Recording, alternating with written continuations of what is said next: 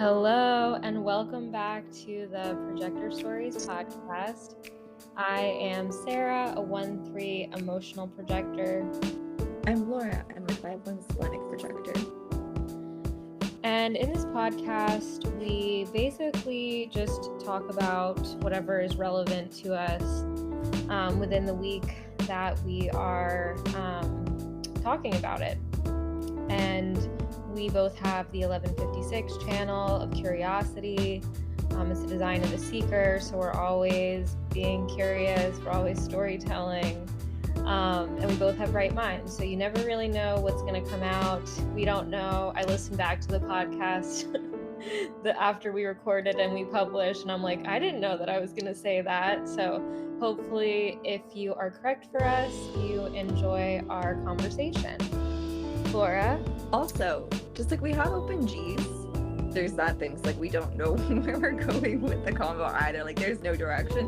And also, if you think about it, something that you brought up was like the unconscious mind, how Ra had 4323 unconscious. And we both have, for the most part, unconscious minds, right? Like my 6447 is fully unconscious and my 1156 is half. Yeah. So we really don't know what's gonna come out of this. It's the unknown mouth stuff is real for sure. I was just talking to Laura about someone that we know that I really appreciate her way of like communicating and structuring ideas, and she has a conscious mind. And I was like, yeah, you can tell because she can consciously access it. It's just not the way that my mind works, but I surely do appreciate the conscious ones. But luckily for Laura and I, we have each other to kind of, I don't want to say help pull things out, but this is just the way that it tends to go with us. Is I say something that pulls something out of Laura, Laura says something that pulls something out of me, and back and forth we go. Yep. So that works with us. Yes, that works great for us. And so, Laura, has there been anything that you want to discuss this week? I know that it was an eclipse week, and so there's this week in particular, just everybody, like one of the biggest weeks in astrology and in human design, I think. I'm just going to say this really quick, and then Laura, you can decide where you want to take it. But we have Neptune leaving the 36th gate for the first time in 2 years and going into the 25th gate. We have a Saturn and Mars conjunction that's happening in the 63. I said it wrong last week. I said it was in the 23. I meant the 63. That's happening today. We have on the 12th, Pluto moving into the 41st gate, where it will stay for some time. And so on top of everything that I just mentioned, we also had an eclipse with a perfect conjunction of Chiron. It was Cazimi. Chiron was Cazimi, the sun and moon for the eclipse. And we're in a Mercury retrograde. So and there's 2551. Yes. Because and there's 2551 activated. So and 2551 will continue to be activated. But like as far as astrology goes, this was one of the biggest months. But then also as far as human design goes, this feels like a really big month. And this is and within this big month, because we're also having down the line, which I'm not going to get into, but Jupiter-Uranus conjunction down the line, on top of this big month, we're having this is the biggest week in the big month. So this is there's a lot to be discussed. Laura, do you want to say anything about those things that I just mentioned? Yeah, well, it's funny. I think not last week, but the week before, as we were talking about Mercury retrograde, I was like, oh yeah, it's like not the best time to buy a house, as one of my siblings is doing right now. And that sibling only mentioned after the fact of like, I realized she's a reflector. She realizes that she's not following her strategy because she didn't wait 28 days. And then after like they basically did everything, she was asking if anything astrological is happening within like now to whatever point in May. And I'm like, you kind of should have asked me this before you made all these decisions, because I told her about the 2551. I'm just like, there is a strong sense of delulu because of Neptune, of like us being delusional about what we think we can do and taking action to try to empower ourselves and change our lives and like make shocking decisions, thinking we have the willpower to do so, to like change the direction of our lives.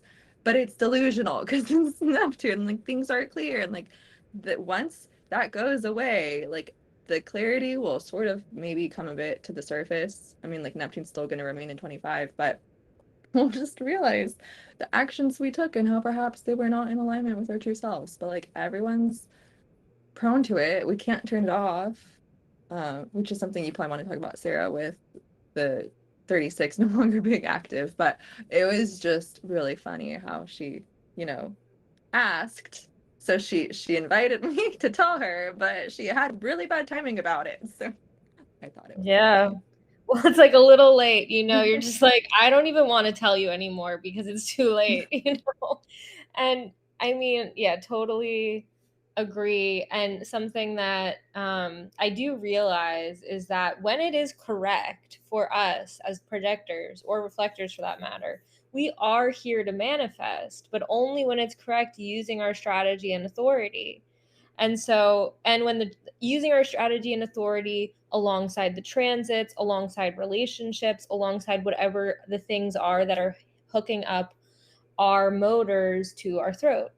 So it's not to say that, you know, it's bad to just make decisions like during really high tension or like high energetic times because of the planetary movements, but it is to say like really, really, really important to follow your strategy and authority because otherwise you're going to get swept out. You're going to get grabbed by the planets and the program's intention. You know, like the program wants us to behave in not self ways. And that's also why people do often make big decisions around eclipses.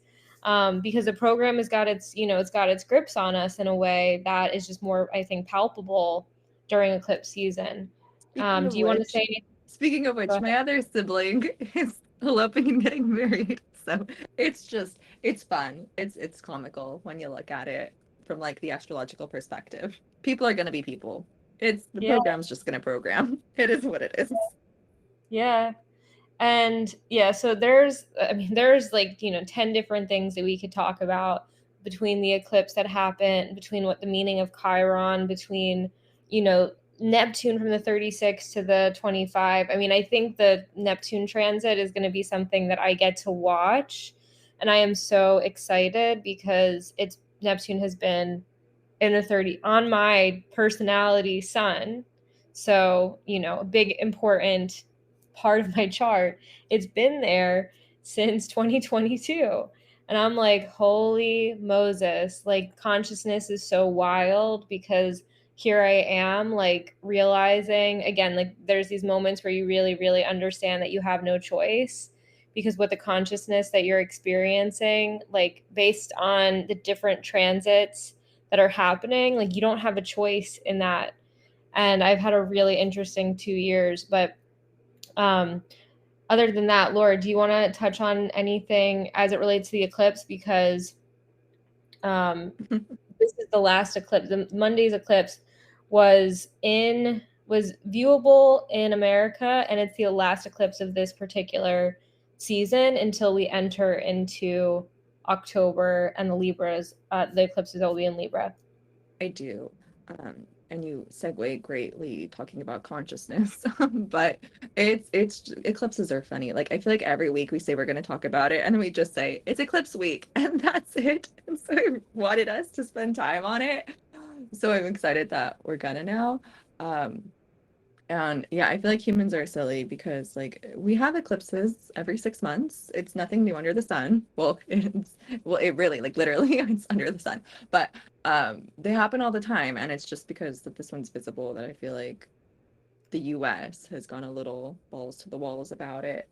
But like it is a strong and like you said, like there's a bunch of stuff happening this month, this week. It makes sense why we're all hyper vigilant about it. But I want to talk about the logical side of things as I do. And you mentioned consciousness. And if we just look at what consciousness is, um, we have the sun creating fusion or fission or whichever one it is. I always forget. And so I always say both whenever I talk about the sun doing its thing. And a byproduct of that is beta decay, as well as gamma decay and like other forms of radiation. But it's in the beta decay process, which I am not a scientist, so I cannot tell you how that works. But in that process, a byproduct of that is neutrinos. And neutrinos are quantum particles that contain mass. Just like we have atoms, which have protons and neutrons and electrons, we have quarks and leptons. And I can't remember of which of those two categories are neutrinos. I think they're one of those two categories, or maybe they're a category in and of themselves. Anyways, itty bitty particles that for a long time people didn't think had mass. Then they discovered, oh, hey, they do have mass. And those particles are in a constant state of movement, just like the entire universe is, because it's constantly expanding and we're moving through the cosmos. We're always moving, always changing. Those neutrinos are coming from the sun and entering into us and manipulating us because they have matter. And it's these neutrinos that carry the information of the gates of human design and the zodiac and the planets relative to Earth, because it is from Earth's perspective, like you can imagine it encapsulated by different physical locations, like different positions, the gates through which neutrinos pass in order to reach us. And as we're constantly moving, those gates are constantly moving in harmony with us. They're always relative to where we are. They're not like, if you think about astrology and you think about planets moving through certain constellations, those constellations are the backdrop of Earth. So it's our perspective, that's our very human experience of astrology that makes it valid. Anywho, during eclipses, the nodes of the moon are where the sun and the moon's orbit around the Earth, or the moon's orbit around the Earth and our orbit around the sun, intersect. And so we're constantly having full moons and new moons. Like, again, it's very, very consistent. Nothing new under the sun, but it just so happens that every 6 months, the new moon and full moon happen to coincide with these intersection points. And in that, like, you can imagine the neutrinos coming through the sun. When we have a solar eclipse, the moon's right in between us and the sun.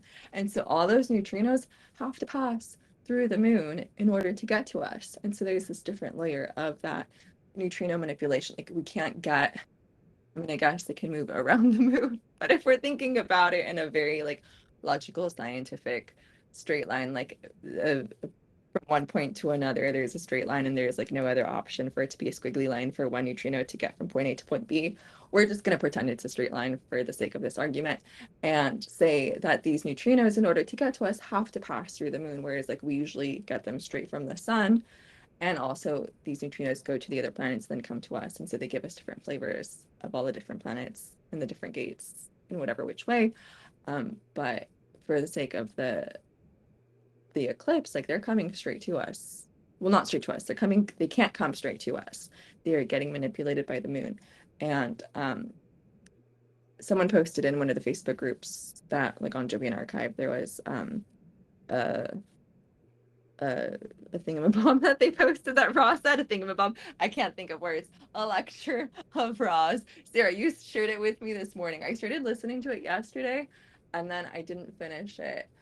But it was about the moon and about the nodes and about their implication. And like, sometimes I get so flustered with my brain, and it's unconscious definition, as we earlier suggested, because I have thoughts, but then when it comes to talking, like, those thoughts elude me, and I go into things that I wasn't planning on saying, and I don't remember what I intended to say. So here we are. That's my very, like, I should not be a teacher. You need any help? Lost lecturing people. You want me to help you? Yeah, sure. No, I mean, what you were basically telling and sharing with the listeners is that, like, the astronomy behind what it is to, like, really experience the energetics of an eclipse. And y'all, I mean, Laura, I know, I've known for a very long time. She knows this stuff well, and I'm fairly certain that everything that you just said was, like, incredibly illuminating, even if you don't find the final point that you wanted to make. But yeah, I mean, it was just generally speaking what the energetic means of an eclipse from that perspective of human design. And it, you know, it never really feels like I found somewhere in the like lectures of Ra where he really explains why eclipses are so energetically potent. But what you said, and just basically coming into it with my own right mind and my own complete abstractness, because I don't have anything, like I have some logical gates, but they are few and far between. And so I'm totally abstract. But, you know, I was talking about nodes a couple weeks ago and how they are basically like beaming in the energy of the, what I would say is the kind of great universal forces that are beyond our own cosmological laws. And so it's like the earth is now in alignment with also what the greater cosmological laws are during eclipse season. And so it's like the earth and the kind of greater cosmos outside of our solar system is powering these things, which is why the energy feels so potent. Laura, did anything yeah, come I to want to talk to that. So someone posted in the Facebook group asking about the nodes and how they, well, I feel like people ask it all the time because it's a big deal, a big question of just like, how can we trust our definition if it's defined by the nodes? Sarah and I, our 1156 is partially defined by the nodes. Sarah, you have 56 as one of your south nodes, and I have 11 as one of my north nodes. Mhm.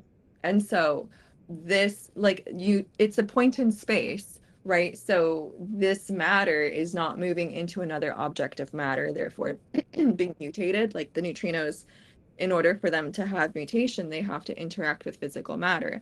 And the nodes are points of intersection, like points in time space, which don't have any physical constitution to them. So the analogy, like, well, one of the points in time in which someone asked about it was like, what about, looking at they were asking about I'm like doing weird gestures with my hands to try to think of the words associated with memories, but the color-based tone implications of the notes, because there's like no neutrinos coming from the notes, like how does that work? And as I was just like exploring this question, this theme, I came up with the analogy of like the nodes are like shuttle buses.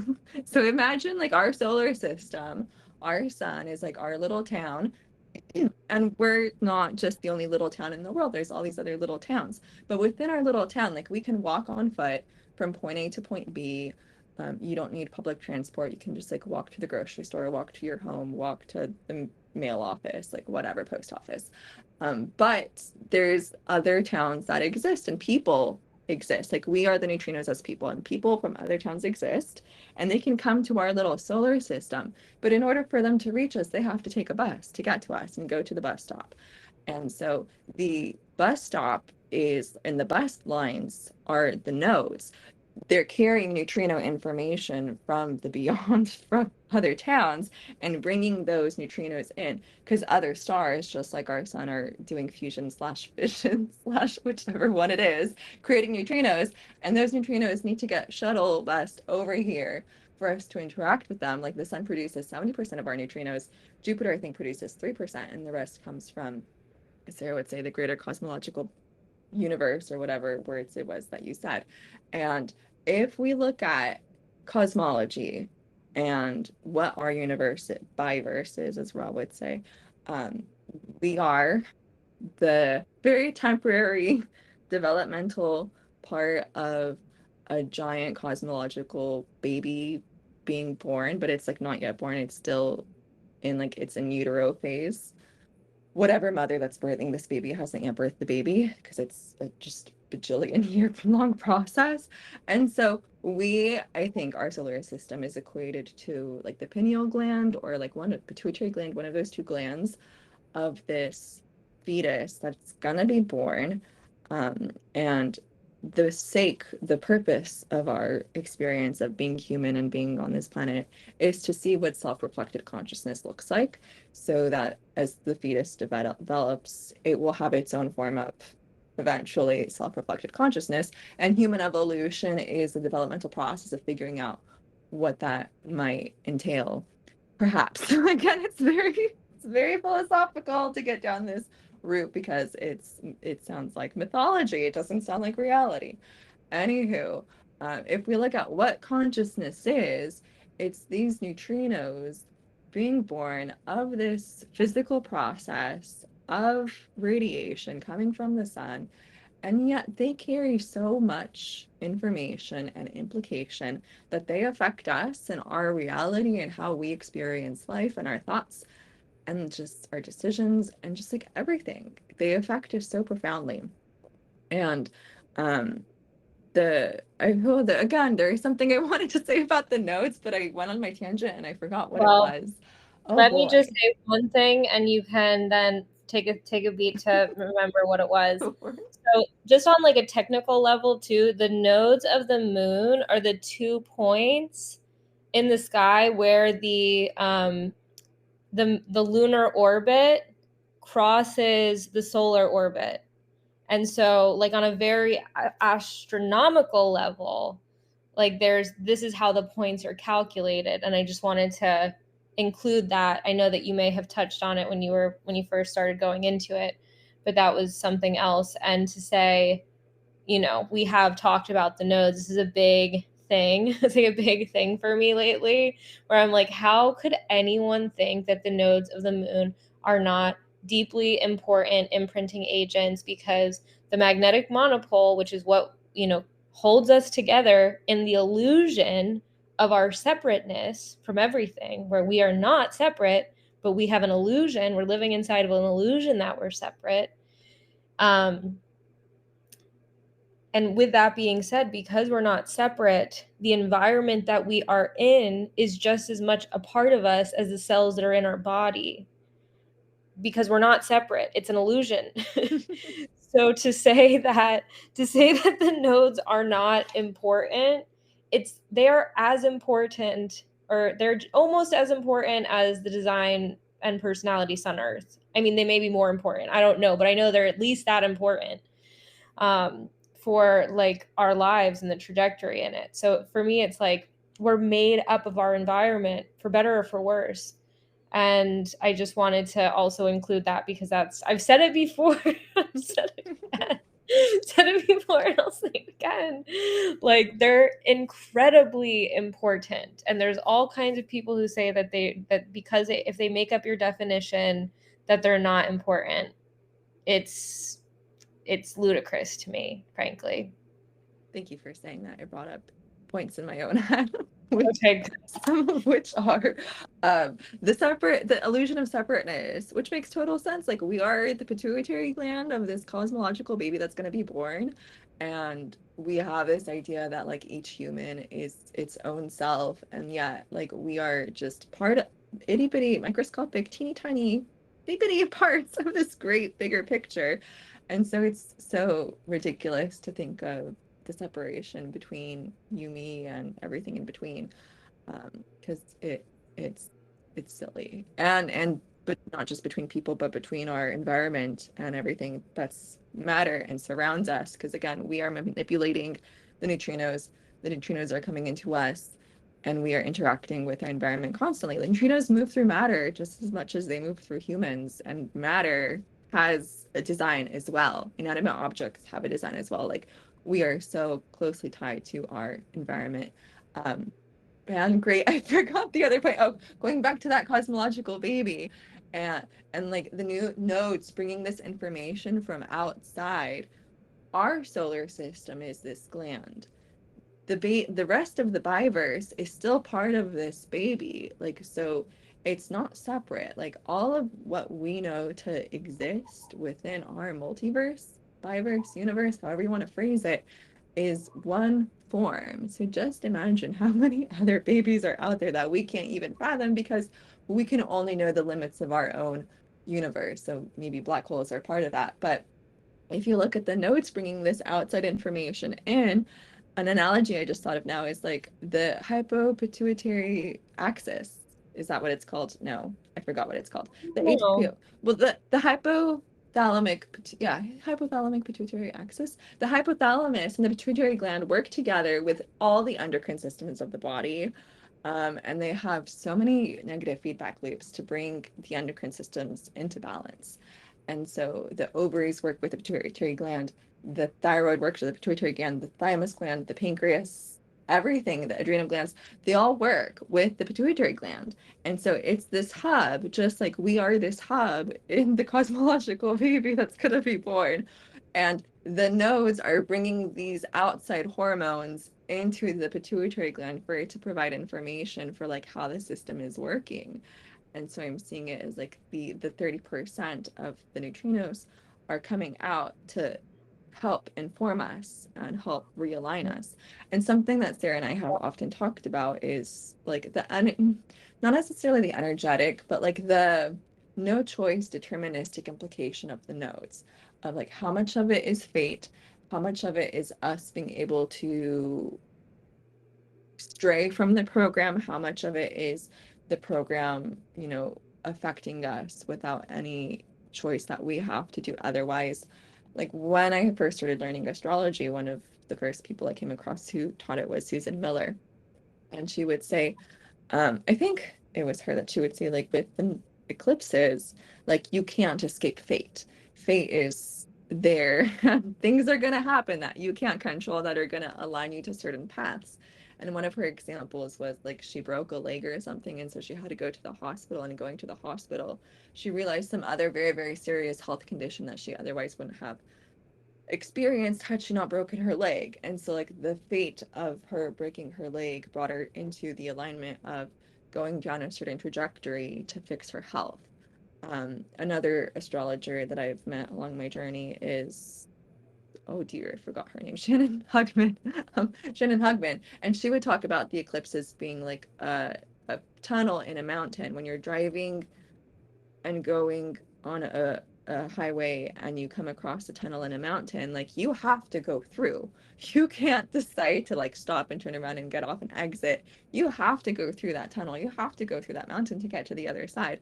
And there's nothing you can like if it's tunnels are serious, like the speed limit is lower because a lot of accidents happen in tunnels because people decide to drive poorly, I guess. Like you're not allowed to change your lane. There's like specific rules that happen in tunnels. And with eclipses, there is that like fixed trajectory that you have to go in and you have to come out. And like fate has this implication in your life. And Sarah, I know you've looked at your friend who has her sun conjunct the node, or like she was born on an eclipse. And so you've analyzed her life and how her incarnation cross plays hand in hand with her nodes and her environment and all that. So I don't know if you want to talk about that or if you have other things you want to talk about the fate quality, because Yeah. because we talk about like here's where you have to follow strategy and authority. Here's where the program's going to try to bonk you over the head with the board and be like, pay attention to the program, or like be fixed within the program, be homogenized. And yet we're told as human design students that we can always listen to our inner authority and choose otherwise, sort of. So feel free to Sort take of. over. Yeah. Well, this is always a mind-boggling thing for me because, one thing that Ross said is like, you have no choice, but it's better to pretend like you do. And so that's kind of what I think. Like, do I think that if I give people the warning to watch out for making decisions outside of their strategy and authority because it's eclipse season, is that going to actually affect anything? I mean, probably not. Like, maybe I was meant to say that, and one person that heard it that decided to follow suit was made to follow suit. Like the just the question of no choice in general. But something that you were just talking about made me think of something else, but it's all eclipse related, which is like I was thinking that I was listening to something from Jonah Dempsey where he goes into why sidereal astrology, human design charts are bullshit. And I tended to agree with like all of his points about why they are. And I'm not going to be able to logically structure them or logically explain them. But basically, he was talking about how the I guess you could say the precession of the equinoxes is based on a greater external, like entire universe movement that is a 26,000 year process. So every 26,000 years, the sidereal zodiac aligns with the tropical zodiac being our zodiac that we use for our human design charts, and the sidereal one being the thing that represents the background frequencies that change the energetics that are on planet Earth in, you know, hundreds of years at a time. So it's like way beyond our scope, way beyond our years and our age and everything like that. It's something completely separate. But what it made me think of when you were talking about eclipses is that these eclipses are basically like the greater sidereal external cosmological universe, like outside of our earthly solar system, you know, the one that has to do with our personal sun, in like course correcting the earth to get back in on the program. Like it's like the adjustment, getting a chiropractic adjustment every 6 months or something for the earth as it relates to the program. Now, is that true? I don't know, but it is what I thought about when you were talking. I like um, it. okay, cool. Yeah, I mean, that's, you know, again, you can take it or leave it, but that's how I was like envisioning what you were saying about how there is this like kind of extra energy that's coming in during eclipse season. We can call it like, but you know, again, chiropractic adjustment sounds nice, but like it's really programming. And for those of us that are interested in our individuation, not in the program's, you know, ultimate goal, which is to experiment with consciousness, but it requires most people to be not self in order for the energy to run the way it's supposed to run to the end. Um, it's not necessarily a good thing, you know, for the individual. And that's why, you know, again, do we have choice? Do we not have choice to follow our strategy and authority during any given eclipse? I don't think so. But maybe if I don't have choice to say something like that, then someone else doesn't have choice to hear it. And it's just, we're all just playing our parts. I'm just playing my part for now as the kind of half-baked, half-deconditioned being that I am currently. So there's that. Do you want to say anything about that? There's one other thing that I wanted to share, but it's going to take us away from the astronomy. Well, just on the chiropractic adjustment bit, it's funny that you mentioned that because like we didn't talk about personal experience with this eclipse, but I threw out my back last week and I was having hip issues for over a month and I was like, no, I'll not get adjusted. I'll not get adjusted. I'll not get adjusted. And then a week ago, I was gardening and I threw out a rib and it messed up my entire back. Like everything was so tender and so tense. Like every time I would breathe, my entire torso would seize because that rib was poking something incorrectly and like all the muscles would convulse to try to protect the torso. So I probably like my body was hyper vigilant, thinking like we're gonna stab a lung. We have to like contract all these muscles to protect. And it was not fun. And it forced me to go to the chiropractor and get an adjustment because I was putting it off for over a month. And lo and behold, eclipse comes in. I was like, you can't avoid this any longer. You have to do something right now. Like there is no waiting. So I felt very fated of going to the chiropractor. So Yeah. as Well, below, so above. yeah. Well, and on top of that, Laura, could you remind me what gate your rising sign is in? It's in 17. Okay, so beyond that, Laura has an Aries rising um, astrology chart for her personality. And so she's, you know, with the eclipses, they're happening across her first and seventh house axis. And so it's so interesting because this now segues me into the point that I wanted to make before, which is that the eclipse happened in the 51.5, and the eclipse was there, so that means the sun and the moon were there, but then Chiron was also in the 51.5. Yeah. And it's really interesting because I was just listening to, oh god, what's his name? Oh man, I forget his name. Richard Beaumont, that's it. And he was talking about how like this is a really exalted line for us, and having Chiron there too, like whereas there was like some fear mongering that happens, like this energy actually is the sun exalted energy. I'm just going to read the line. Sun exalted, perfected illumination that in grasping the nature of the shock can transform its normal patterns into a symmetrical adaptation that rides the shock and avoids its devastation. The perfection of the warrior ego through instinctive adaptation. Mars in detriment, a tendency in seeking the core to harmonize with one shock only, to be overwhelmed by the next. So that was both the exaltation and the detriment, but it's just like the sun is the one that was there.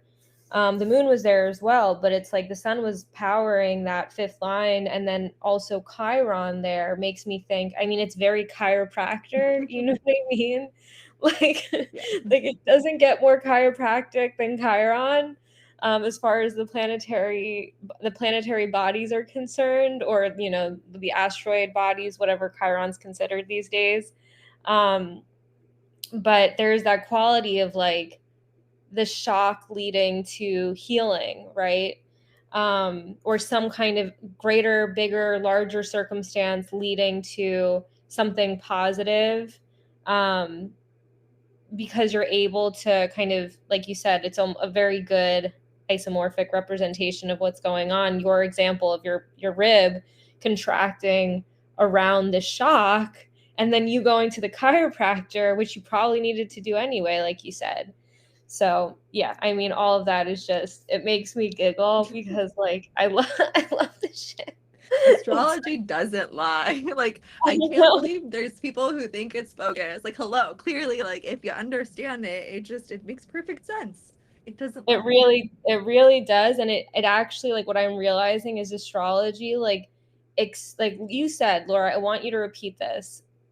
The astrology is what, and the human design is what? You said that they like repeat what you. I don't remember. Astrology, well, human design is the how, and astrology is the what and the why. So, Exactly. you can be a painter, you can be a chiropractor, you can be whatever you want to be under the sun. But how you're going to be that thing is through human design, whether it's through invitation, whether it's through being someone with a channel of initiation. However, your mechanics are, that doesn't dictate who you are or what your life is about. Like, Ra would say, like, it's just a freaking piece of paper. Like, that's not the life, that's not the person. But with astrology, we look at house placement, we look at planetary placement, and we see the actuality. Like, I cannot deny my fourth house Cancer Mars.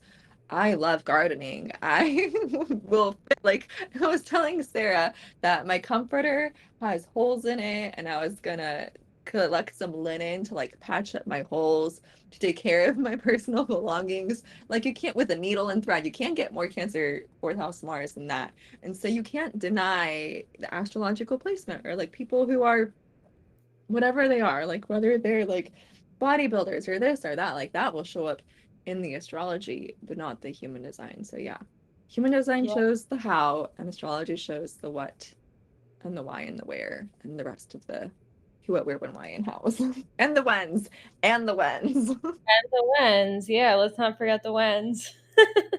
um no, and I mean, I like the thing that happened to both me and Laura, and it happened so close in time, is that we were both doing astrology readings for people. We were astrologers primarily. In a sense we still are. Kind of can't get rid of it at this point. It's stuck in my head. But basically, like, my biggest problem with astrology that I'm, eventually I'm going to get me and Laura to start being heretical about, is that giving people only their personality chart. And this was actually something that Ross stated in one of the ABC courses that he taught that I was listening to. Like, only identifying with the personality is such fodder for the not self mind. Like, astrology can get, if you're just looking at your personality chart, I don't want to say you're fucked, but basically, like, not self land. Like, that's all not self land. Because what you're really here to be is not your personality. Your personality is here to watch. And of course, there's a greater thing, whereas did 1 + 1 = 2, or 1 + 1 = 3 in this case, because something separate emerges from the monopole, connecting the personality and the design. But all we have conscious awareness of is our personality. And so the more that we identify solely with it, the more stuck in the mind we can become. And so it took me all the way up until now to be like, I almost want to go back and like do like free readings for everyone I did astro charts for. Not because it's not real, you know, like the personality chart is so amazing to look at when you see the whole picture. But when you're only looking at it, you can just get yourself into a mind field, you know, pun intended. And I just wanted to also, you know, mention that because as I was listening to Ra, he really iterated what I had been thinking this whole time, which is the importance of the design, looking at the design, coming to terms with your design, surrendering to the design, all of that stuff, because he noted that people are primarily identifying with their personality. So yeah, I don't know where to go from here, but Laura, do you have anything to say? It's always the end of every rant we have. I have no idea where to go from here. I don't I know saw where I a really am. lovely post, or not a lovely post, lovely comment in response to a post on Facebook by said person that you admire with the 4323. The person was asking, like, what's the difference between the passenger and the personality, and like, is there a difference? Like, what is that? And this person said that, shout out to you because you know who you are if you're listening. But the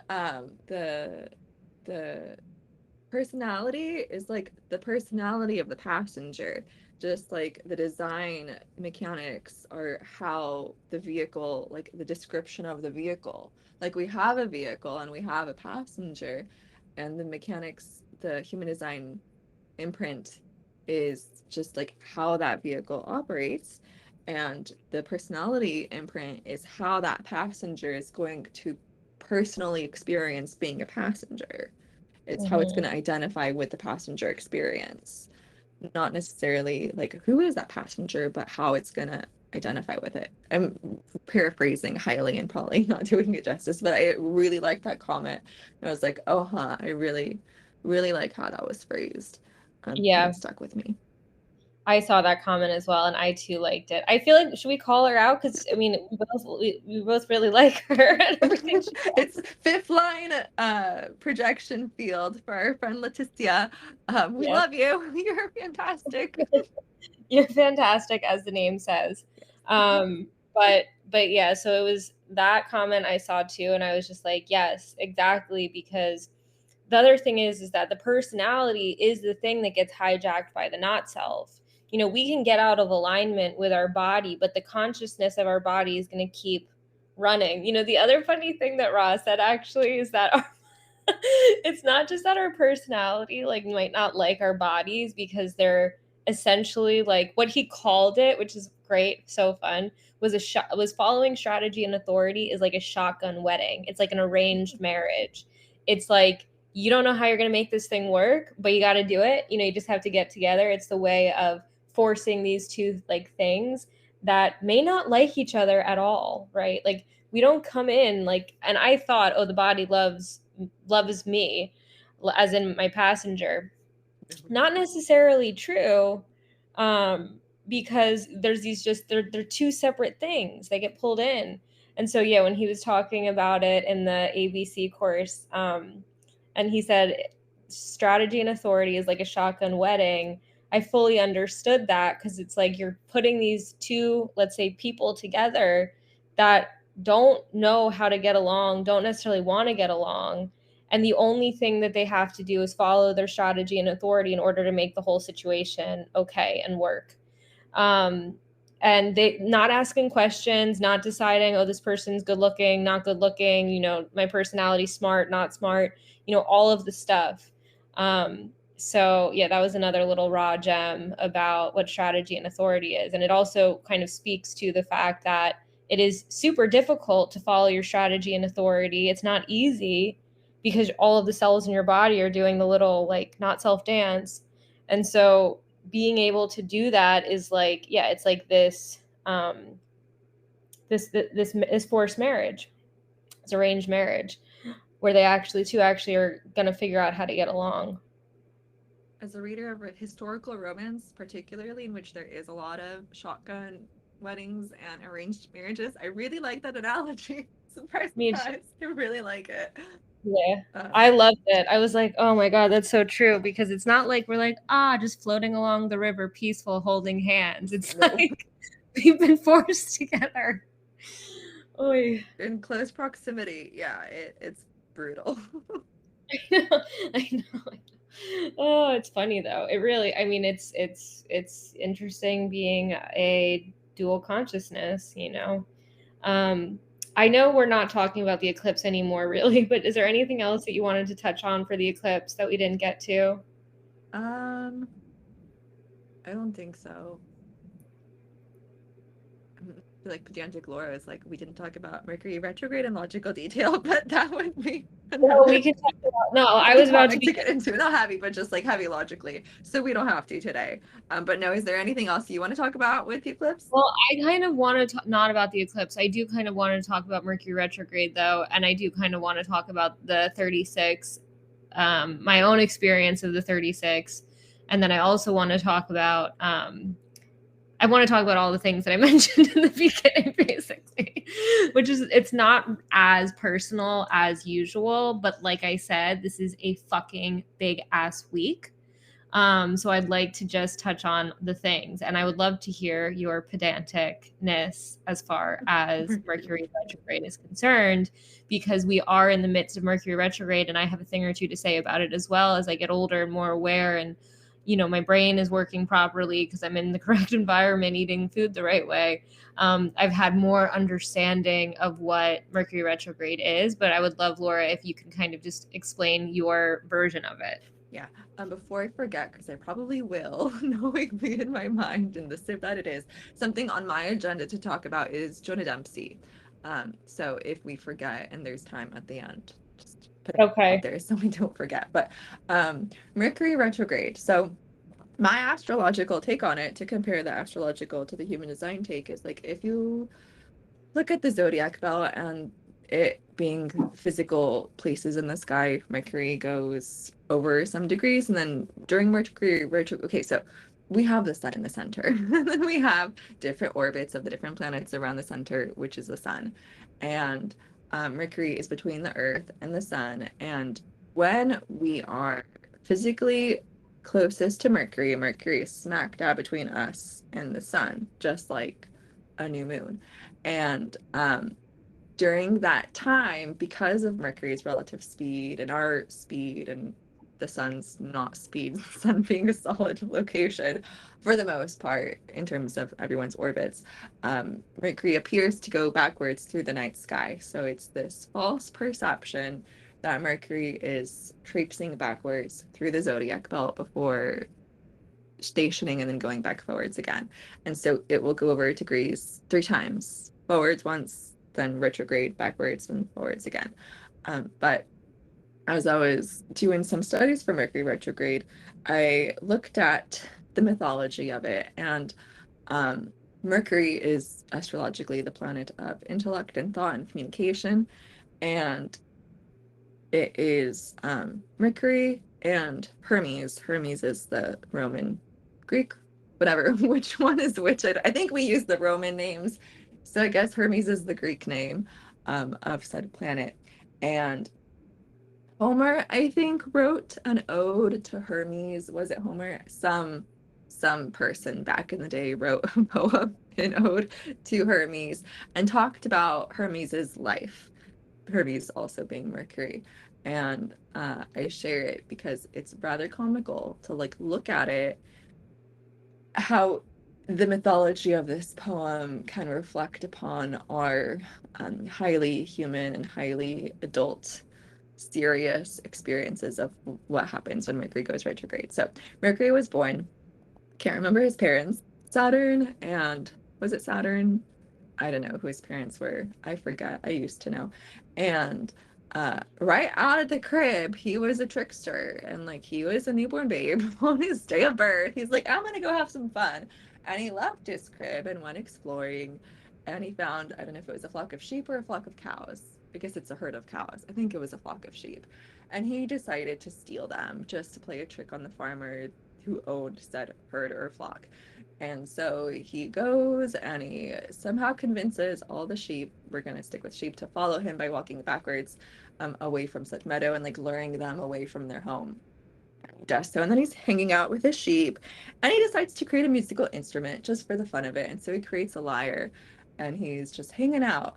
And eventually he gets caught, I think, because the farmer realizes the sheep are missing, and so he goes to Zeus and it's like, Zeus, someone stole my sheep, and they figure out that it was Mercury or Hermes, and so they go and take him. Like, he's a old child, like he is a newborn babe, and yet he's able to do all these things, and they go to him and they're like, hey Mercury, like you cannot steal people's sheep, like you have to see punishment for this, like this is not okay. And then Mercury goes on to convince everyone that he didn't actually steal the sheep, and he uses his power of logic and communication and trickery to confuse everyone. And then they realize that he convinced them that he didn't steal the sheep when he did indeed steal the sheep. And they're like, Mercury, like you did it again, like you can't do this. And then he plays it into a comical light and it's like, ha ha, good time everyone, I was just playing a trick on you, I didn't mean it as like a harmful thing, I just thought it'd be fun. And then everyone's like, oh ha ha, Mercury, you're so funny. And so he has this very childlike, youthful quality. And like in reality, when Mercury retrograde happens, things break down, we lose items, things go awry, and we get so caught up in the seriousness of it. We're like Zeus, we're like the farmer, we're like whoever else was at this meeting of judgment for Mercury. And we get so caught up in the seriousness of what's happening that we forget, like, it's a big cosmic joke, life, and it's really not that serious. And it's a call for us to be more youthful in our human experience, because again, Mercury is in that new moon phase. When Mercury is in between the sun and the earth, he's being reborn. He is not yet mature and wise and more serious in his demeanor. He is a youthful little dayborn babe. And that is like the cycle through which Mercury moves around the sun. Like there's other points when he's on the far side of the sun in which he's more like a full moon, more culmination type of is more of a culmination type of quality to him. But with Mercury retrograde, he's getting reborn alchemically with us. And so there's that astrological piece. And then on the human design side, again, we look at cosmology, and I haven't looked at this recently, so we'll see how well my right brain does with recollecting what I learned. Sarah, I know you have since listened to cosmology since I have first talked about it, so maybe you'll be able to refresh the gaps, or recall the gaps that I may be missing. But at the center of the sun, which produces neutrinos, we have, I think the center is the center, the name of the center, and then we have the camel and the dog. And those are just proper names for the first fractal of the original personality and design personality crystal. So at the beginning, there was the band and the two. The Big Bang was two crystals. Again, just like with us humans, we have a personality crystal and a design crystal, and that design crystal separated from its magnetic monopole for us to have consciousness and to be alive in this illusion of separation. There's the illusion that these two bits are separate when indeed they are from the same origin point, and will reconnect upon death. The design crystal will reconnect with the magnetic monopole to experience love. But at the very beginning, with the great Big Bang, there was the separation, or the banging into of the original band two. So the original design crystal and personality crystal, and the design crystal was together with the magnetic monopole. And upon their collision, they fractaled out, just like the shattering of a crystal. If you imagine cracking a crystal, they shattered out. And imagine taking a picture of said crash and like slowing it down in slow-mo, then taking a picture of that moment of separation. There is the center point at which that collision happened, and the center point of those crystals where they were located, that is the center of the sun. Like the center as a proper noun is that point of reference from hence that crystal shattered. And as the universe is constantly expanding, that center point has moved through time and space to be where we are now within the great cosmological picture, where we are located in the universe. But that center point was the center of the crash of the two crystals. And the next layer of that crystal shattering was the camel and the dog. Again, proper names, nothing to do with camels, nothing to do with dogs. For whatever reason, the voice, when he gave this information, or when it gave this information to Ra, gave these two layers of crystals, or the fractals of these crystals, the names, the camel and the dog. And the camel is associated with Mercury. The way that the camel orbits inside of, like, the sun, does the sun spin? I don't know if the sun spins, but the camel somehow spins, I think, inside of the sun. And Mercury is always synced up with this camel. And wherever Mercury is, that camel is facing Mercury, so that the neutrinos that are coming through the center, through the camel, are going straight through Mercury, straight to us. And Mercury has serious implications. I feel like I always use the word implications. It has an impact upon our development, because this orbit that Mercury has, and from the point of our conception, or not the point of our conception, but like the point of the design crystal not entering our body, but being imprinted, to the point of our births, like the 88 days between our design date and our personality date, those days are being programmed by Mercury specifically. For whatever reason, Mercury is involved, and the camel are involved in that developmental process of, like, us receiving whatever neutrino information we're receiving. And so it's interesting to think about this in terms of, like, that those neutrinos coming through us, because again, Mercury is, as we are as close as we can possibly be to Mercury during Mercury retrograde. And so the neutrinos that are coming through us at this time have to be coming through the camel. They have to, just like with the eclipse, the neutrinos that come from the sun have to pass through the moon to get to us. During Mercury retrograde, the neutrinos that come from the center of the sun have to pass through the camel, through this particular fractal of the Bantu shattering, to get to us. I don't know what that means in terms of, like, how it affects us on a physical level, but we have our interpretation of it with Mercury retrograde and the mythology of all that. And it's like we have our experience of it and can see, again, astrology doesn't lie, we can see things unfolding around us when it happens. We can feel it, like things happen and we notice it. But what is happening in the physical level is these neutrinos having to pass through the camel to get to us, which I think is fascinating, but not necessarily a value in terms of, like, what to do about it, other than going back to the astrological example of, like, have some fun, don't take life so seriously, because it's just a big cosmological joke. So that's my pedantic lecture for you, Sarah. You can take it away now. No, I mean, it's so funny. I'm like, I live for this shit. I'm like, this is why I told you guys I would be doing this anyway. I'd be asking Laura questions and then seeing what she pulls out, because indeed I did listen to all of Rave Cosmology more recently than you have, but I would not have been able to explain that. So I'm really glad that you refreshed my memory on it. And if you could remind me, is the camel the one that reincarnates on Earth? Or is going to be incarnated on Earth, or is that something else? More, we can figure that out later.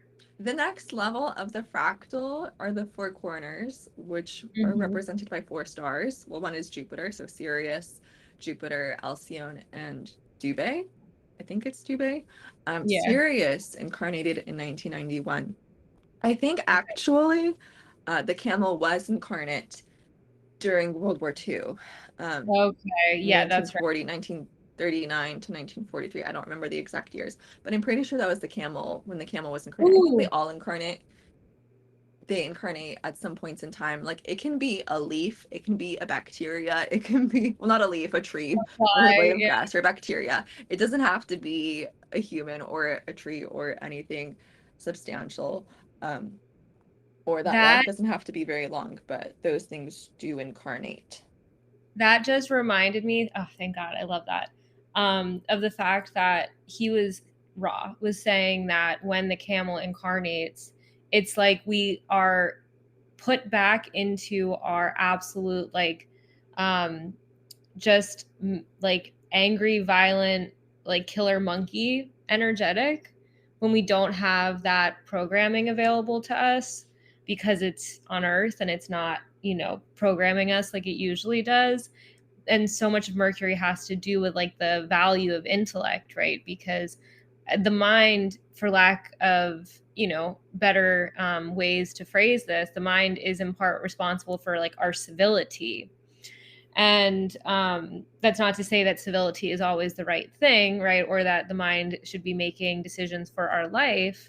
But it is interesting to note that when the camel was not there, which is again closely related to Mercury, that we were in like very uncivil times, very killer monkey times. And so it makes me think like how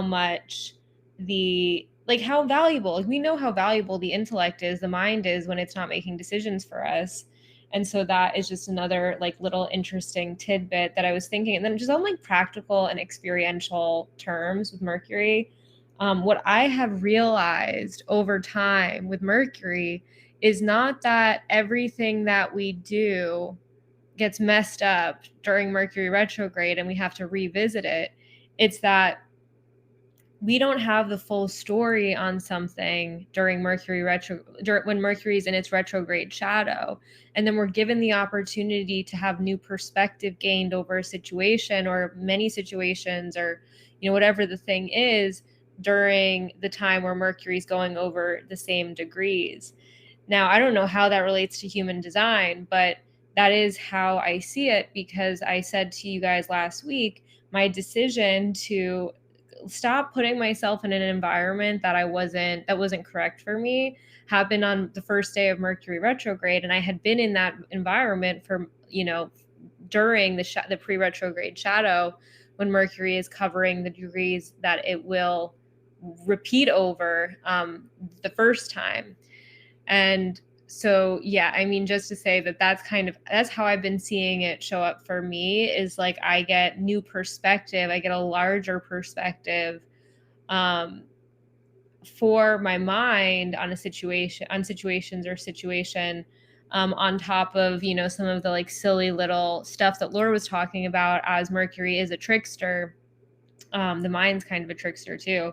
And like, plane delays or having to call up certain like bureaucratic agencies and work through different details that have been overlooked or something was missing for. Like, there's all that stuff that happens. So it happens again, like isomorphically in these small moments, but then it also happens like on a larger scale. I think it increases our capacity for awareness because it gives us the opportunity to perceive the same thing in a different perspective, which is very, not for nothing, but very emotional authority of it, even though it's not related to that. So, yeah, do you want to say anything else about Mercury retrograde? I can put it into human design reference points. If you think about the sun being that like sort of pure form of neutrinos, 70% of our neutrinos come from the sun, and so they are the original source of information, of gate information coming to us and affecting our consciousness, because again, our thoughts, our internal stream of consciousness is directly correlated to the program and wherever the sun is, or like whatever gates those neutrinos are passing through. And so if you think about it, like we like to have that information coming directly to us from the sun. And if Mercury is in the way and the camel's in the way, that means we're not getting that information directly from the sun. We're getting the other filter on it. And so that information is already being mutated and not being pure before it comes to us. And so we have to wait for Mercury to get out of the way for those neutrinos to come back to us in their clear form, for that consciousness to be clear. And I say that very loosely because the program is crumbling, because people are dying and then being cremated and not given enough time to enter Bardo. And so like all the personality crystals that are supposed to return their original crystal bundles aren't. And so the entire Earth is covered in a sheath of like loose crystals in crystal bundles. And so the neutrinos that are coming to us are being mutated, quote unquote, negatively. They're not pure because the program is crumbling because of the structure of how our Earth is currently set up. So there's that point. And then another point is thinking about, again, going back to the Camel and Mercury being part of that process of like designed to birth, design and print to personality and print, and Mercury being involved in that. So like the development of those humans, when the camel wasn't there, they were being developed differently. And a byproduct of that is like those are the ancestors of the rave children. It said that the raves will be born of people who were born during that time in which the camel was not imprinted. So it's interesting to look at that. Not that we can do anything about it or determine.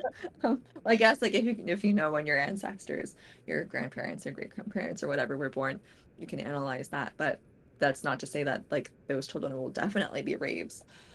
But it's just another piece of the puzzle to look at. But I don't know if I did that justice to describe the sheath of loose rogue crystals that are surrounding the Earth. And so like instead of neutrinos coming directly to us as they're supposed to, they're having to go through these remnants, like ghosts, like the ghosts and aliens and whatever else they are. We have these demons. these ideas of like non-physical entities. According to human design, they are rogue crystal bundles of people who existed and who died and didn't die properly. They didn't go through Bardo, and so their personality crystals didn't return to their original bundles. They were supposed to, and so they're just loose around us. And how we perceive these entities is based on our design. And so the crystals have to go through these entities, which are just personality crystals before they get to us. Hence, the information is not clean and pure as it's supposed to, but there's nothing to do about it because it's just fate. It's the program finalizing itself through time and space. Like, no choice, right? There's nothing to, like, nothing can be changed. Nothing could have been done differently with the evolution of humans and how we treat our dead and deceased. So it is what it is because it's supposed to be, because eventually we're all going to die off anyways. Happy Laura thoughts for you. Good God. No, well, it's just funny because I'm like, yep, Saturn and Mars are both in the 63 today.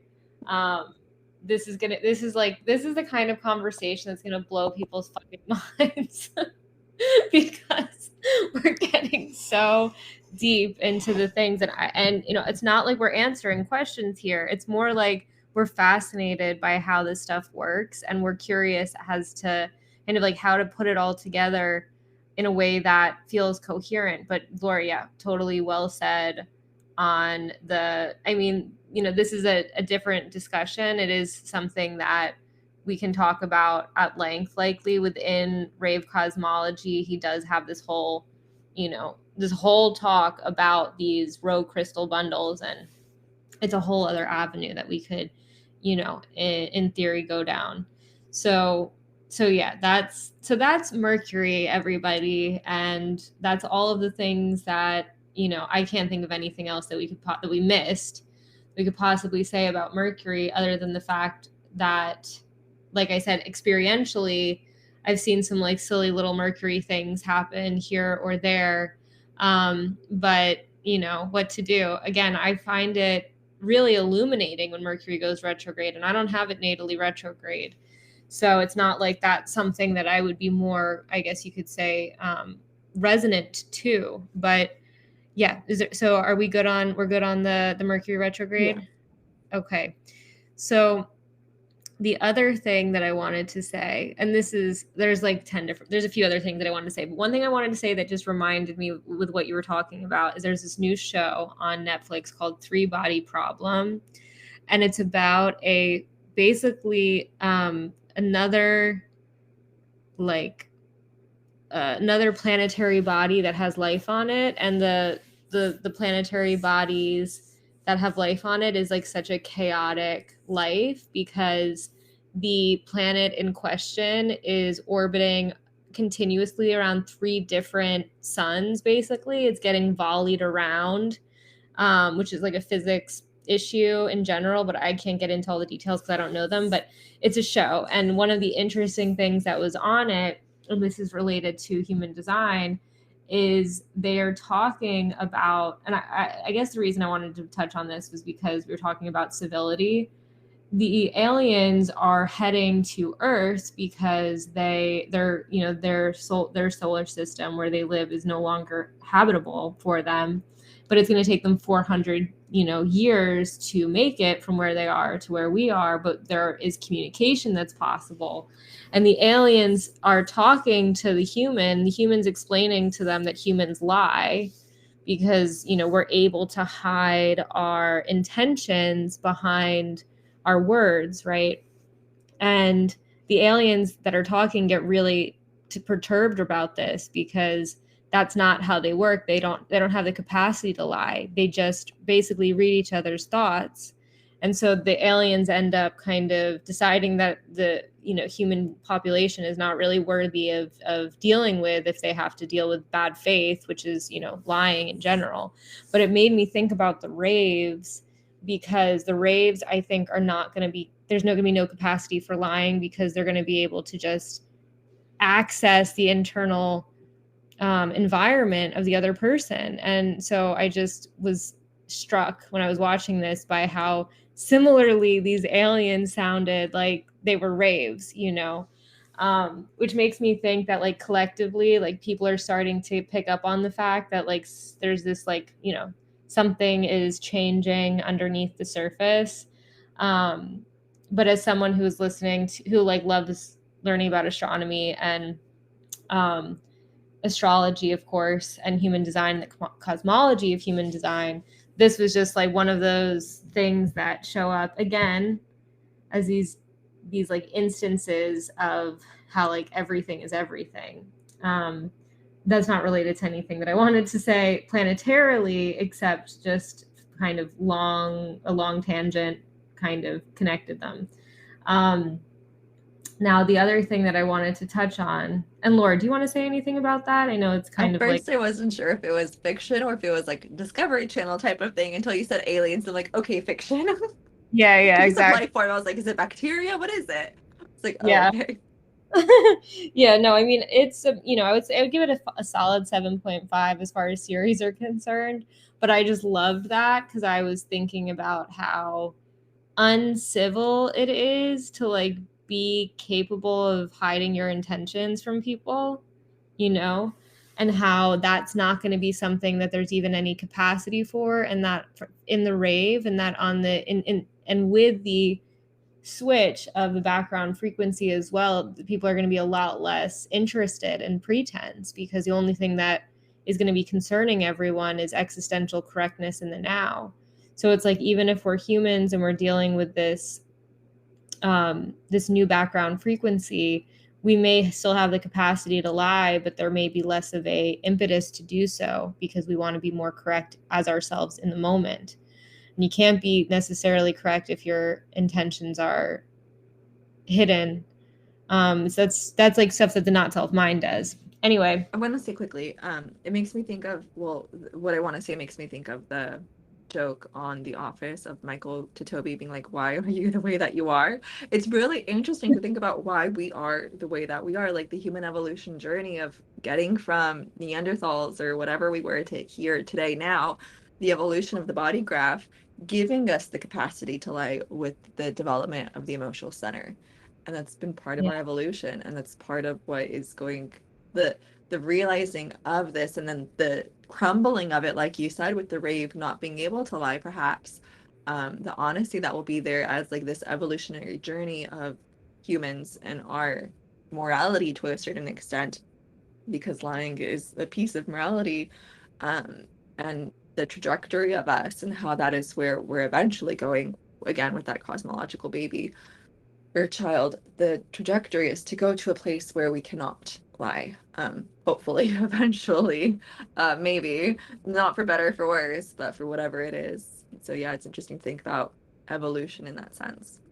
Yeah, well, and just to say, like, I used to do Kundalini yoga a lot, and they say that lying like it obstructs your aura, or it like minimizes your aura, or it like clouds your aura when you lie. And like, as somebody who understands that we live in a deeply not self world, sometimes Occam's razor approach is to lie so that we can just do what we need to do to be correct as ourselves, and understanding that, you know, it's almost like there are chasms between like people who are deconditioning the mind and people who are still stuck in the not self mind, because it's like, how do I even communicate with you when everything that you're concerned about is Maya, you know? And so I've become more comfortable with lying now, because I used to think, like I said, that it like will make me cloudy about knowing and discerning when I'm speaking to someone who's not going to understand what I have to say anyway, or isn't going to understand like what my authority means or how it works, to just kind of, you know, like use it as a tool to support my own deconditioning, as opposed to just like doing it because I feel like I need to be presented a certain way, you know, or I need to have an excuse, or whatever the thing is that people lie about. But again, not related to anything, just totally out here in left field. Now, Right the field. other right field, right mind field. Yes. But the other thing is that I was thinking, like I said, about the 36 moving, I mean, Neptune moving out of the 36 and into the 25. And it is, you know, early days, everybody. Everybody on the, in the Facebook groups, between the human design and astrology ones and the VIP projectors ones, talking about Neptune's moving into the 25. So it is like a hot button item. Because, you know, if you have the 35th gate natally, then you've been a manifester for the past 2 years, even if you weren't born a manifester, or you've been a manifesting generator. And I don't have the 35th gate, so it wasn't bridging anything for me, but I have the 36 as my personality sun. And you know, I've there's been a lot of different things that people have said about Neptune. Someone, I think Ra, said that Neptune's like one of the most dangerous planets, because it's just so completely, like, you're so blind to what it's doing while it's doing the thing that it's doing, and you only realize what it's done after the fact. So like there's literally no choice in it.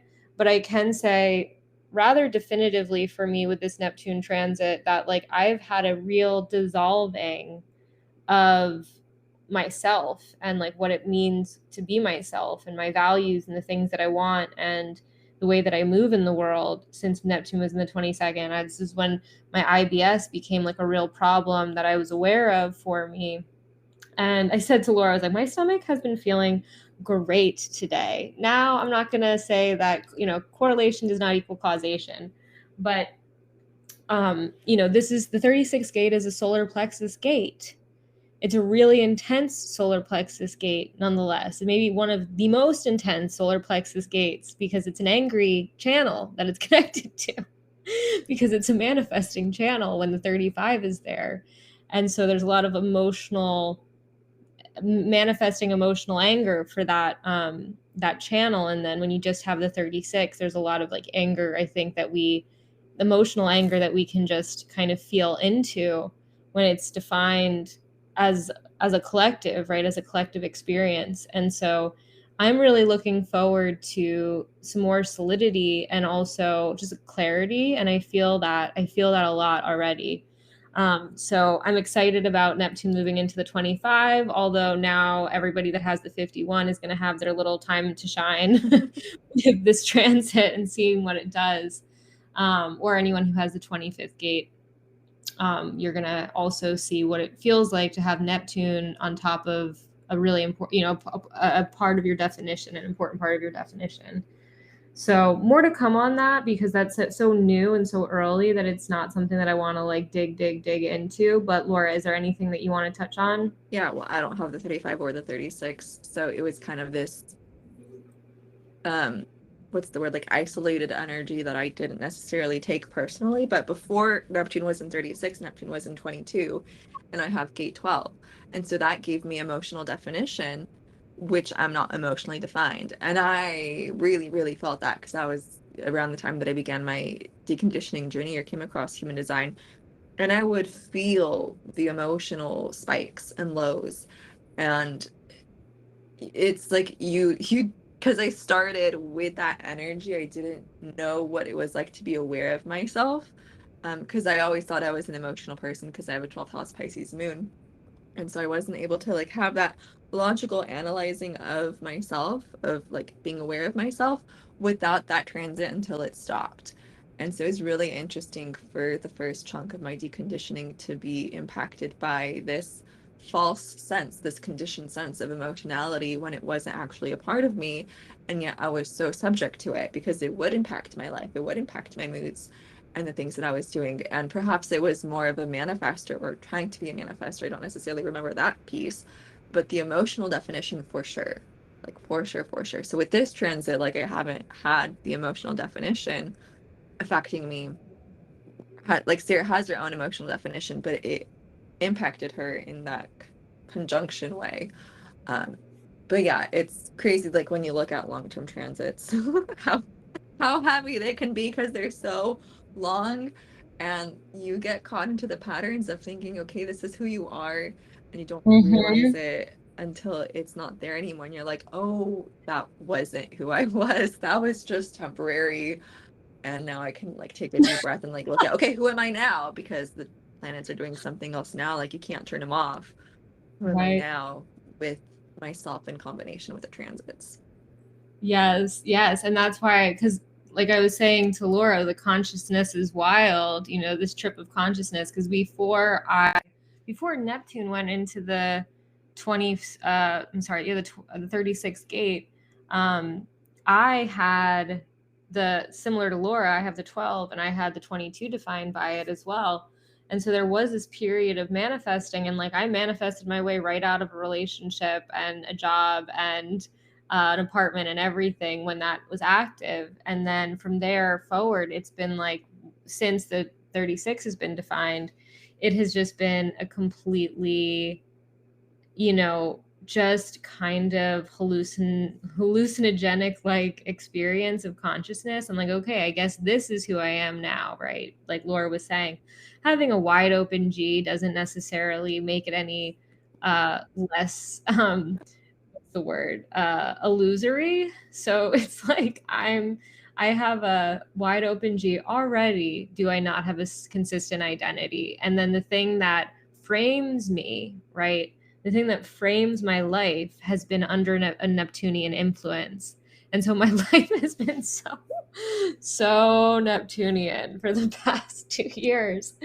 And I have been getting really good at following my strategy. Like patience and waiting has become like just the way that I operate. And I wonder, yeah, how the new energy, the new or I guess not the new energy, but my old energy that was covered up for a while is going to kind of reappear now that I have a little bit more. Well, I don't know what the word is. I wouldn't say it's clarity, but again, like I said, more to come as time goes on. I'm going to be able to really see the differences because I was really unconscious prior to the Neptune transit into the 22, and then when Neptune went into the 36, like this has been my journey into consciousness, into more awareness with human design. So it kind of is like a bookend Neptune so far for my human design journey. And maybe it's even been a tool because it's been made it easier for me to let go and surrender things. But that's just theoretical. I don't know if that's true at all or not. But that's all I have to say on Neptune. Laura, anything else? Well, not specifically Neptune, but I think the theme of slower moving planets really speaks to why deconditioning is a 7 year plus process. Like imagine the people who decondition for several months and think they're like everything's great and dandy, and then they're initiating and they're doing things thinking, oh yeah, like I know who I am now. No, you know who you are relative to the current transits.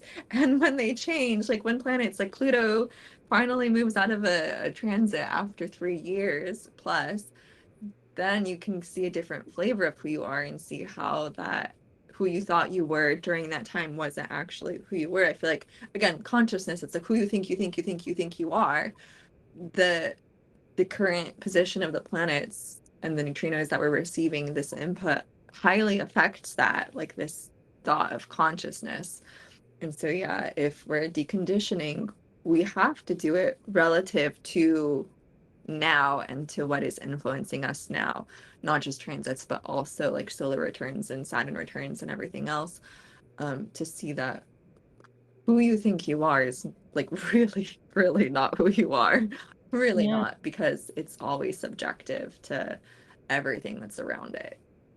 Well, and just to say, to circle back to one of my older points, was that like our personality only sees half of it. We can't Yeah. behold ourselves. We're very limited. So it's it's just an argument for helplessness and incompetence. But yeah, definitely resonate to what you were sharing there.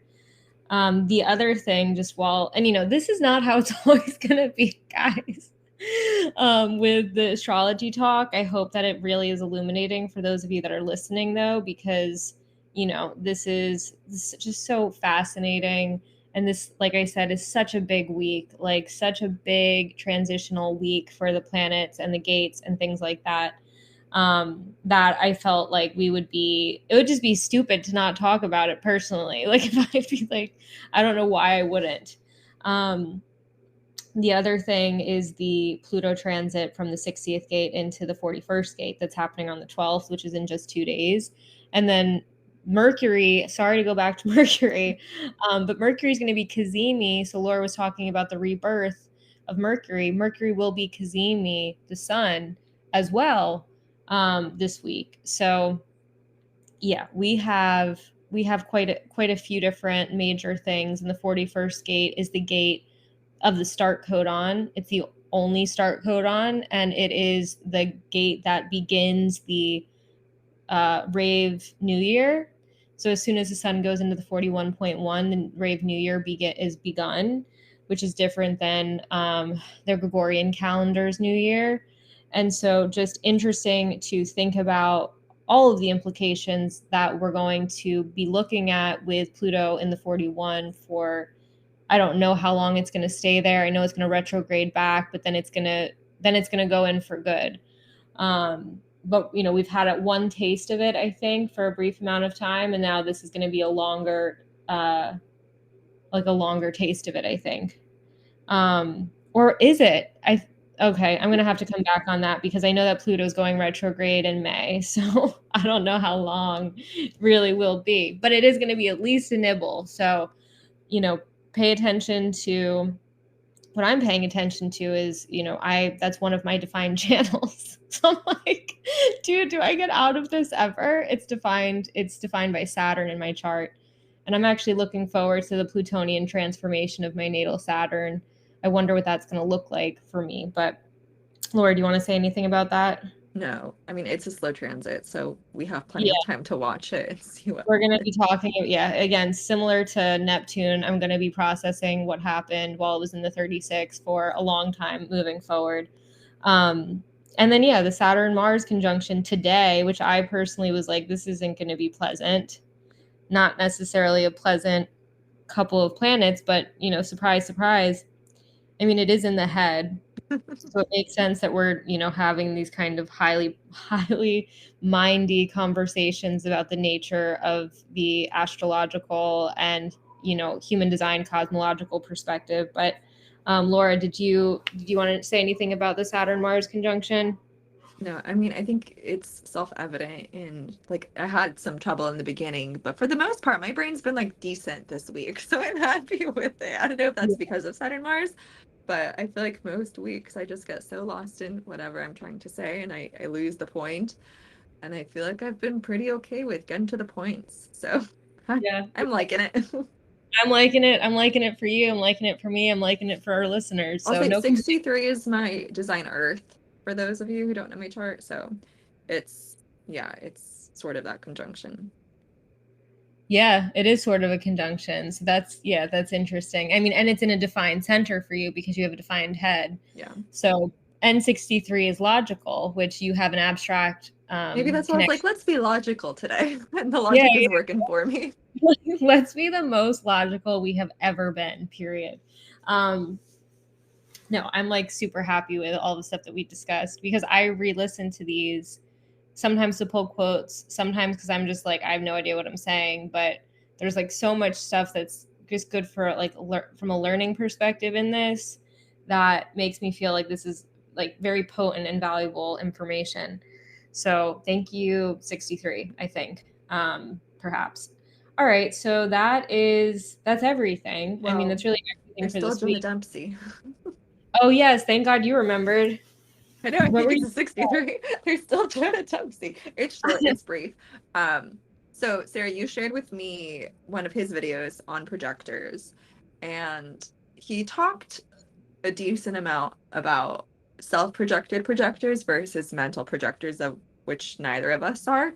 But a big difference between those is that mental projectors have undefined G's, and everything else, well, like everything below the throat undefined, whereas self-projected projectors have defined G's and everything below that undefined. So they're similar yet very, very different in the sense that self-projected projectors are kind of their own species among projectors, and they sort of can like make decisions on their own. They have to listen to themselves. And he was talking about the importance of environment, because when you're in the right place, you meet the right forces, and those right forces will help you out with the things that you need to do and will pull you along your trajectory. And he's talking about mental projectors in that sense, that they really, really need, and he was talking about reflectors too, because they also have undefined G's. But for all, I mean, here we are with our undefined G's. I feel like to a certain extent, this is really important for us as well, to be in the right environment. And you were saying for mental projectors, when they're in that right environment, they don't have to figure things out for themselves. Like the people in that environment that are correct for them will do the figuring out and the labor for them, whether that's like finding them the right job or finding them the right direction, finding them the right relationship, whatever it is that their undefined G wants, which, you know, it wants all of the above. They don't have to go after it themselves. But mental projectors are super reliant on people because that is their authority. They don't soundboard with themselves, they soundboard with others. And so I was trying to like mentally figure out how much of this is true for us versus true for mental projectors versus true for other non-G people. Well, projectors, because we're reliant on others for a lot of things, for invitations. But I really liked what he said. I was like, oh, that seems like it makes it a lot easier.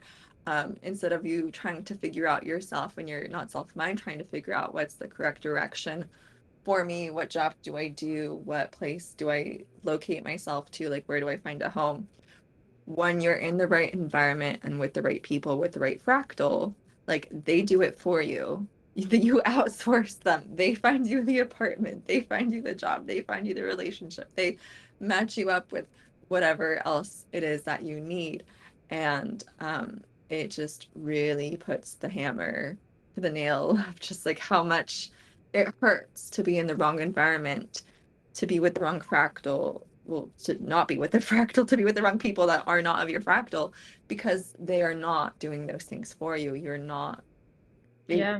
there's just so much resistance. And it just made me realize how much I'm not with the right people, because things aren't effortless for me. Like, they're not doing things for me. I can't outsource because the things like I'm surrounded by defined G sacral root people. And so they all have that sense of self that they have that they're going to impose on me. And so their sense of direction for me is relative to them. It's not necessarily correct for me what they think I should do, because they have their own fixed identity that imposes itself upon me. And it, yeah, just made me realize how much I'm perhaps in the wrong place and how much it hurts to not meet the right forces and the right people and the right experiences. But hey, what to do? Just keep on waiting and wait for those invitations to see when something changes. But I don't know, Sarah, did that point and that Yes. convo stick out to you? Yes, of course. Like naturally. A couple things that stuck out to me, of course, the completely open G, and then, just listening to Jonah Dempsey, like something that he said too about projectors and success versus bitterness is that like this is a journey to success. This isn't like we're generators where boom, we do something by allowing our sacral center to respond and we're satisfied, right? Like this isn't, we don't get moment to moment satisfaction because we have been bitter for most of our lives. And I think, me and Laura both have maybe similar or somewhat similar states of bitterness within our bodies from not being seen or recognized for a very long time. And the thing that I realize, is like, first of all, what a grace to be able to know that it's not you, that there's not something wrong with you, right? Like that it's not that you are just broken or that, it's that you're in the wrong place. So that's like, for me, that's huge because the other thing that happened when I was talking last week about the class that I needed to exit was like, I got it in my head that, oh, like I can insert myself into certain places. But if I'm going there and I am hoping that I'm going to make friends or that I'm going to, certain things will like line up or, I'll have like my career will expand or whatever it is. And I have not been recognized and invited, it hurts every time. It's maybe death by 1,000 cuts instead of like one big one. It might be these tiny little wounds, these tiny little like little cuts that we get from like putting ourselves in places that are kind of okay, but they're not really aligned. And like, Laura has been deconditioning for longer, technically for longer than I have. Although we came into human design somewhat around the same time. I'm recognized, okay, the people that are surrounding me, it's as good as it's going to get from this particular point that I'm in of deconditioning, like this is what I can do without like making it a mind thing where I'm, on the fucking computer typing in flights to Bali to see if I can, get the fuck out of here because I'm not recognized or whatever the thing is. And it's almost like it's like a change of degrees of bitterness and not so much that like success is like immediate for projectors. And I listened to what Laura listened to that Jonah Dempsey was talking about how like painful it is. I finally get it because like as open G projectors, we can basically fit in anywhere, but not anywhere does it feel good for us. And that good feeling is a really amazing signpost that we have when we do get into the right place. And that if we're in the wrong place, there's nothing wrong with us if we don't feel good, right? It's not like you're broken. It's just again, like we're still clearing out a lot of the cellular stuff. And Ra has said it so many times in his moon, which I guess we could share in the show notes. But and we could share the Jonah Dempsey thing in the show notes too, actually. But in his moon lecture that we just got for free from Jovian, he talks about how, oh shit, I think I just lost my train of thought. I didn't finish listening to it, so I don't know what it was the very beginning, but he was talking about how the information, and maybe it wasn't actually in that lecture. I've been listening to all different kinds of disjuncted Raw stuff, but it is not the information that's going to like decondition us. It's actually putting the rubber to the road and seeing it within our own experiment, how it works. And so Laura's getting, this is her experiment and understanding like what the wrong location feels like to her. You'll always know how it feels now. And so when you go into a right environment, you're going to be more sensitive to it. But it wasn't always wrong. It's like interesting to think of. Sorry to go on a tangent, but it's interesting to think about because like when I was young, like middle school young, which I went to school early, so when I was in middle school I was 10 to 13. But I knew I never wanted to live here in California. Like this location in the world is wrong. And yet when I finished college, I moved back here. And moving back here, one thing I did was I joined the church choir because I was in my religious phase and my come to Jesus period. And I joined the church choir and I was not quite invited, again, before human design, I wasn't quite invited to do so, but I was recognized by the choir director. And so he gave me free one-on-one voice lessons. He was a retired opera singer. And so I was recognized and invited, and I was able to improve and learn how to sing because I really couldn't sing. Still can't really sing. I have really bad tonality. Um, but there were certain bits and pieces that allowed me to be recognized and allowed me to then learn astrology and learn certain things that impacted the trajectory of my life. However, again, like you said, it's death by a thousand little cuts. It's not like one big thing that's going to stab you in the kidney and be like, okay, you're done for. But I could tell, like, I would tell people, like, I never wanted to stay here. And they'd be like, just move, just move. And I was dealing with like parental trauma at gate 18, like having a struggle with authority. And it was like earlier stages in my just spiritual healing transformation time where I had a lot of resentment at my parents for how they raised me. And it was very much woe is me and putting the blame on them and all these things.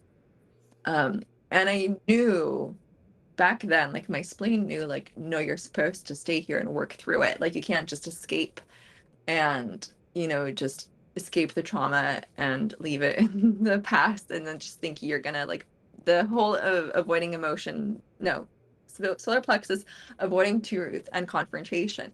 I knew I had to face the truth and be confrontational by being here in person. And so, like, I knew my spleen knew I was supposed to stay here, even though it wasn't comfortable.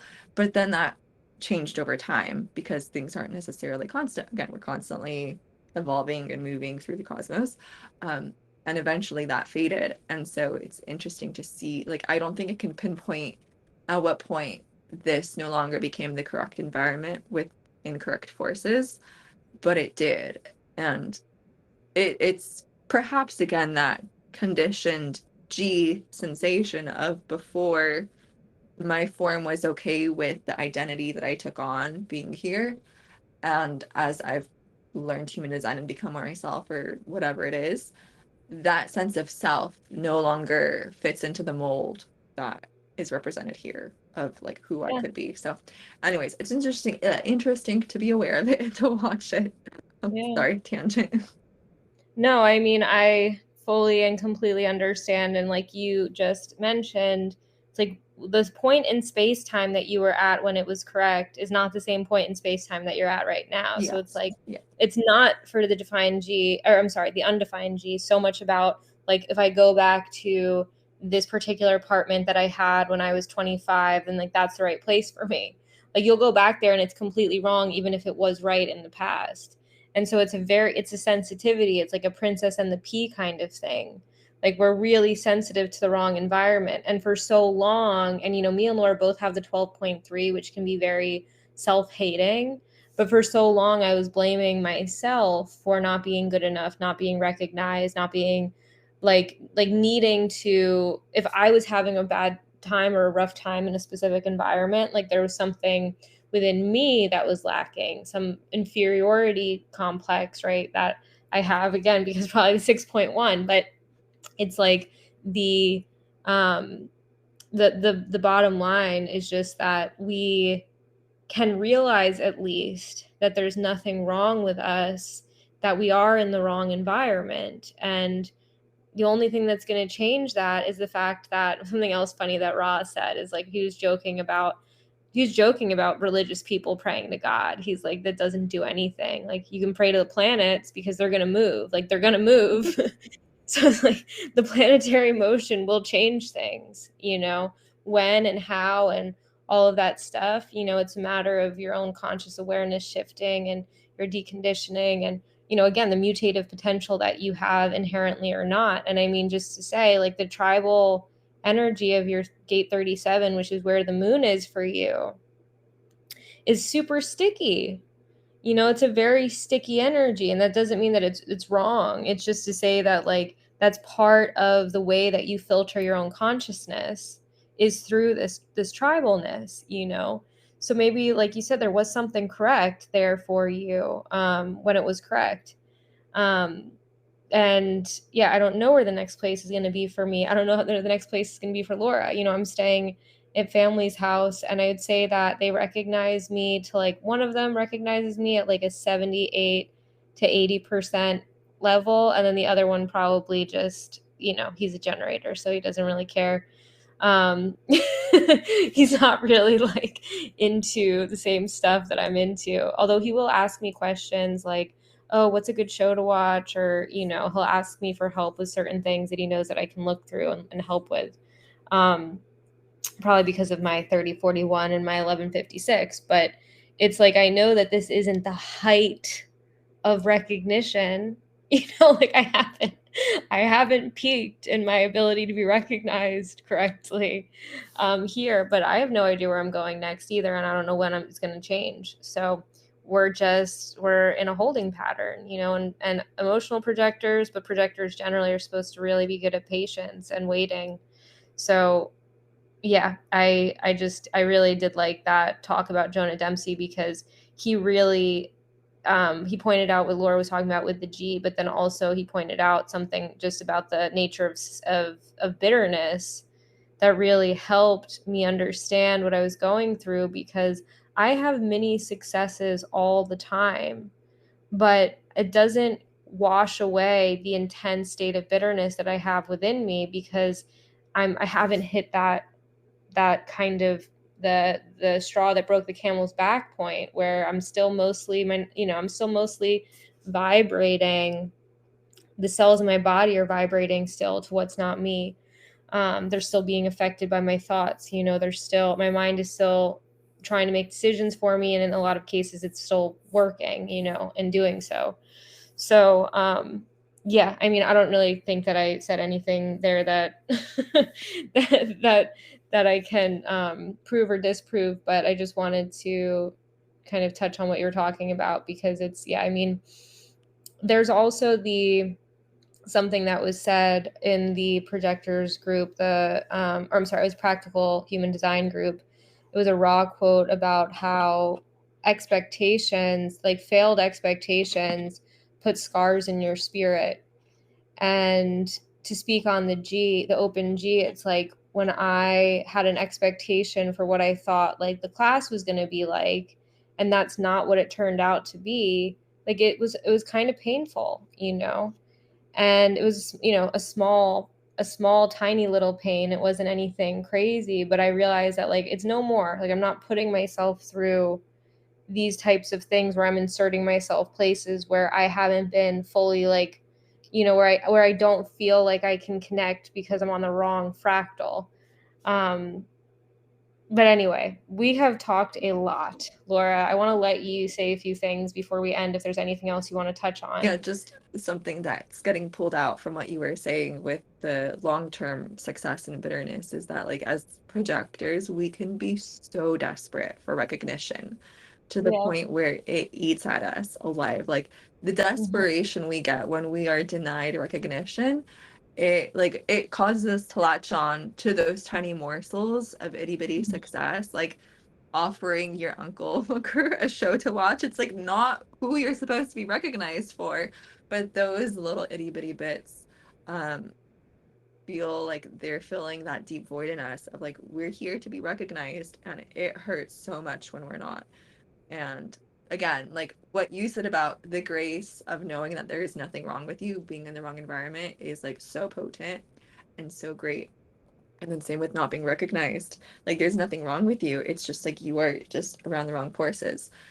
And the right forces will truly deeply recognize you and will fill that hunger that you have for who it is that you are. And so everyone who's not a projector, feel free to like recognize all the projectors in your life and actually give them the recognition that they so deeply crave. Just like you crave satisfaction if you're a generator, we deeply, deeply crave recognition, and we cannot get it on our own. We need to get it from others.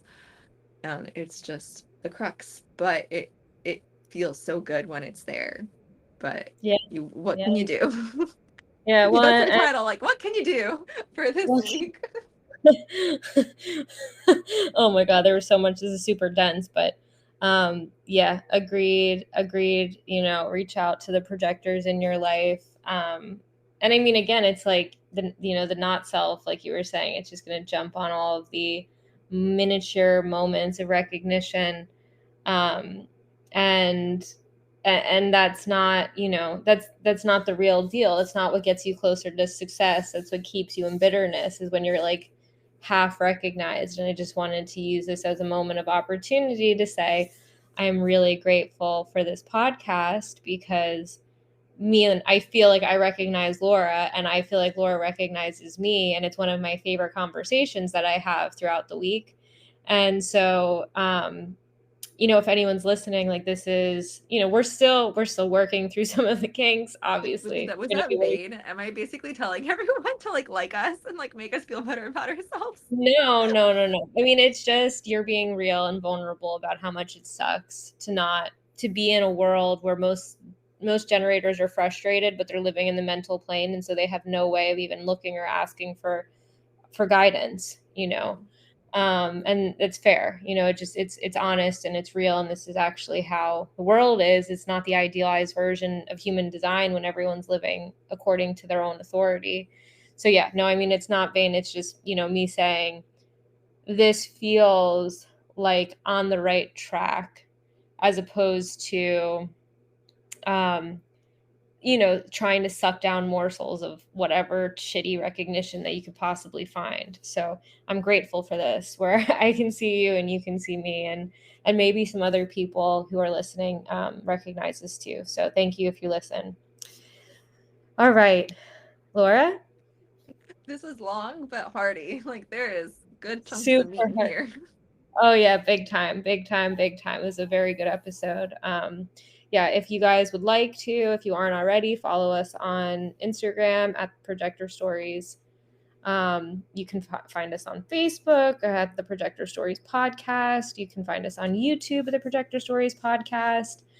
We'd love to, connect with you, and if it's correct, always if it's correct. Laura? Thanks for listening, everyone. You are the bee's knees. And catch you on the But flip side. bye.